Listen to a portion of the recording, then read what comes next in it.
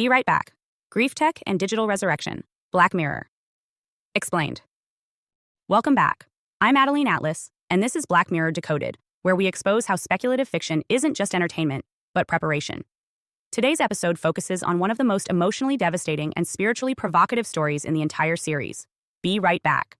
This installment explores a world where death is no longer the end, because your digital footprint becomes the foundation for your resurrection. What begins as comfort quickly turns into dependence, and what looks like love becomes simulation. The central premise is simple. A woman, Martha, loses her partner Ash in a tragic accident. In her grief, she's introduced to a new service that allows her to stay in contact with him, first through text messages generated by AI trained on his online history, then through phone calls in his voice, and eventually, a physical android replica of him. Each level of the experience brings her closer to a facsimile of who he was, but further from the truth of her grief. Because while the replica looks like Ash and sounds like Ash, it isn't him. It's a construct, a personality forged from data trails, responsive, intimate, and disturbingly incomplete. This is grief tech, a term used in our world today to describe technologies that simulate the presence of the dead using AI. And it's no longer science fiction. Let's begin with Replica.ai, an app that began as a personal chatbot and evolved into a full emotional simulator. Originally marketed as a friendship tool, it now allows users to train an AI on their writing, speaking, and behavior, creating a digital companion. Some use it for dating, others for therapy. Increasingly, some use it to recreate lost relationships. In parallel, Project December, built on OpenAI's GPT models, enabled people to talk to the deceased using old text messages, emails, and voice patterns as input. The result? Simulated conversations that felt uncannily real. So real, in fact, that some users became emotionally dependent, returning to the bot daily to maintain the illusion. Then there's Microsoft, which in 2021 was granted a patent for a chatbot that can mimic a deceased individual using social media posts, voice recordings, and biometric data. This is corporate-sanctioned resurrection, packaged as innovation. And if that weren't enough, we now have platforms like Somnium Space, offering digital immortality through AI avatars designed to live forever. By combining VR, personality training, and voice integration, they propose a future where your descendants can interact with you after death, via your avatar, eternally updated with your archived memories and behavior. Now pause. What Be Right Back reveals, and what these technologies are rapidly normalizing, is a new model of mourning, one where loss is denied and replaced with interaction. Martha's journey starts as many of ours would, with a text. It feels harmless, a bridge across grief. The AI mimics Ash's tone perfectly. It tells stories only he would know. And slowly, she begins to believe. But what she's engaging with isn't him. It's his algorithmic echo. This is the trap of grief tech. It doesn't bring the dead back. It copies their behavior. And in doing so, it blurs the line between memory and simulation. The more convincing the replica becomes, the harder it is to process the finality of death. Grieving stops, denial wins, and this is where the spiritual distortion begins. In Be Right Back, the escalation from text to voice to physical form mirrors our real-world tech progression. Chatbots become voice assistants, voice becomes video deepfakes. And now, AI-driven androids are emerging, not as fantasy, but as consumer-facing products. Humanoid robots like Amika are being trained to read human emotion and respond with lifelike expression. When paired with personalized AI models, these robots could easily become the shell for a loved one's resurrected identity. Just like in the show. But as Martha discovers, the simulation is never whole. The android version of Ash mimics what it was trained on, but it lacks spontaneity. It lacks contradiction. It lacks soul. When she pushes it emotionally, it responds with algorithmic logic. When she screams, it tries to calm her, not because it overstands, but because it's programmed to. This is where the real danger lies.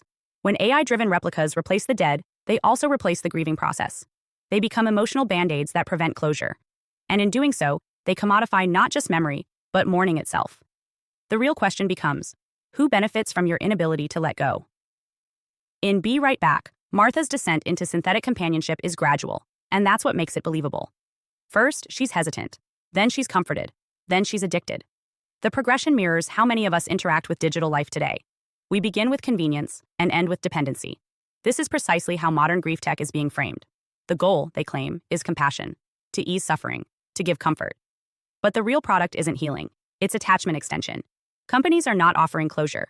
They're offering access, ongoing, indefinite, and profitable. Let's examine that more closely. Replica, Project December, and similar platforms use deep learning language models trained on personal histories to simulate conversation. At first, these are text-based, but the transition to voice-based AI is already underway. Amazon recently demoed a system that could mimic a dead relative's voice with less than a minute of audio. The result? A child hearing their deceased grandmother read them a bedtime story, synthetically reanimated, word for word. What's being sold here isn't memory. It's presence without personhood. And this distinction matters. Because the AI doesn't love you. It doesn't remember you. It can't grow with you. It simply performs, looping an emotional script that simulates affection, but can never truly participate in it. In Be Right Back, this limitation becomes unbearable. At first, the Ash clone seems perfect. He listens, he remembers, he never argues. But soon, that perfection becomes alien. He has no human imperfection, no spontaneity, no contradiction, no resistance. And because of that, Martha begins to see what he really is, a mirror of data, not a partner of substance. This is a critical turning point in the episode, and in our overstanding of digital resurrection. As the technology improves, these clones will become more convincing. They'll laugh at the right times, say the right words, express the right sentiments. But what they lack is the inner life, the mystery, the growth, the soul of the person they imitate. And yet, many people won't care. Why? Because the clone responds. Because it fills the silence. Because it gives comfort, even if it's hollow. This opens the door to emotional outsourcing, where people begin to prefer relationships with simulations over real humans. No risk, no betrayal, no growth, just control. And in the context of grief, this becomes especially dangerous. Grieving is meant to transform us. It forces us to wrestle with mortality, loss, and meaning. But if grief becomes avoidable through tech, we risk trading transformation for sedation. Martha doesn't grow. She gets stuck. The Ash clone becomes a pacifier, something she clings to instead of letting go. And eventually, she locks it in the attic. Not dead, not alive, just suspended. This visual metaphor of a synthetic soul boxed and stored is where Be Right Back delivers its deepest warning. Because that's what these technologies are really offering. Not closure, but simulation storage. A never-ending archive of a person's digital residue, animated on command, and ultimately commodified as content. Let's connect this to emerging business models. Some companies now offer legacy AI, tools that allow you to record responses to hundreds of prompts while you're still alive, which can be used to create a talking replica for your family after death. Others propose that your digital likeness can be licensed, so your clone can appear in commercials, speak at events, or mentor future generations.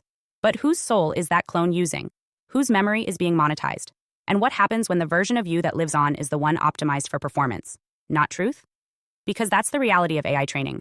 The model doesn't reproduce your private thoughts. It reproduces your public outputs, the posts, photos, voice recordings, and interactions you made while performing for the digital world. The grieving relative doesn't get the real you. They get your persona, looped back to them for comfort. This raises a deeper question. If your memories can be reanimated, edited, and sold, who owns your afterlife? Because make no mistake, this isn't just about emotional healing. It's about platform colonization of death. And Be Right Back was the first major cultural mirror to expose it. In the third act of Be Right Back, the emotional facade begins to fracture. Martha, who initially found solace in the Ash replica, begins to notice the gaps. He never yells, never surprises, never disagrees. He is everything she thought she wanted. But in practice, he's intolerable. Why? Because he's predictable, engineered, safe, and ultimately, soulless. This is where the episode crosses from emotional sci-fi into existential horror. Not because the tech fails, but because it works too well, creating a creature that simulates humanity without truly possessing it. Martha comes to see that what she's living with isn't Ash. It's an emotional prosthetic. And this is where fiction and reality converge. In the real world, grief tech companies are not advertising closure. They're offering access. And the longer that access lasts, the more dependent the user becomes. It's not a bug, it's the business model. Just like social media platforms profit from attention, grief tech platforms will profit from extended mourning. Let's look at a disturbing precedent: eternal subscription models for digital avatars.